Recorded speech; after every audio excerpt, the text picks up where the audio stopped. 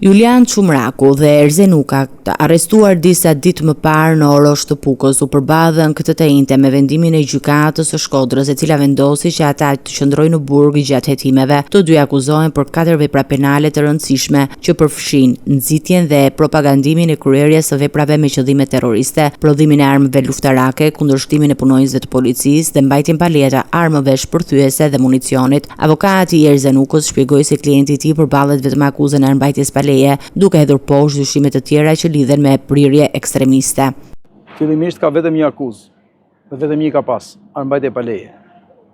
Unë kërkova vlerësimin e paligjshëm të arrestit flagrant për sa i përket mbrojtjes nga Naim Erzen Uka, i cili është ndodhur në atë banesë në mënyrë krejt rastësore, dhe po në mënyrë rastësore ka shkuar dhe policia e shtetit në atë banesë pasi ka qenë duke bërë një aksion për gjendjen e bimëve narkotike.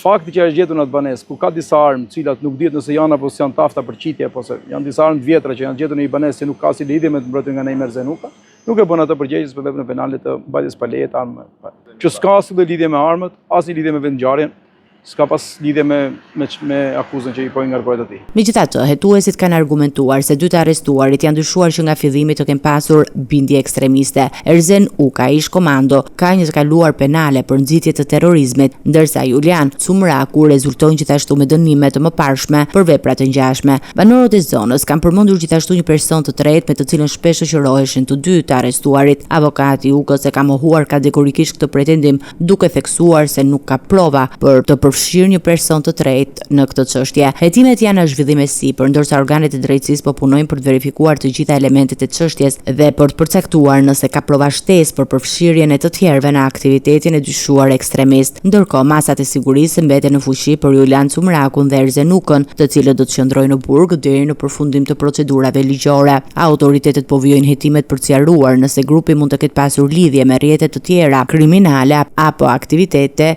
ekstremiste.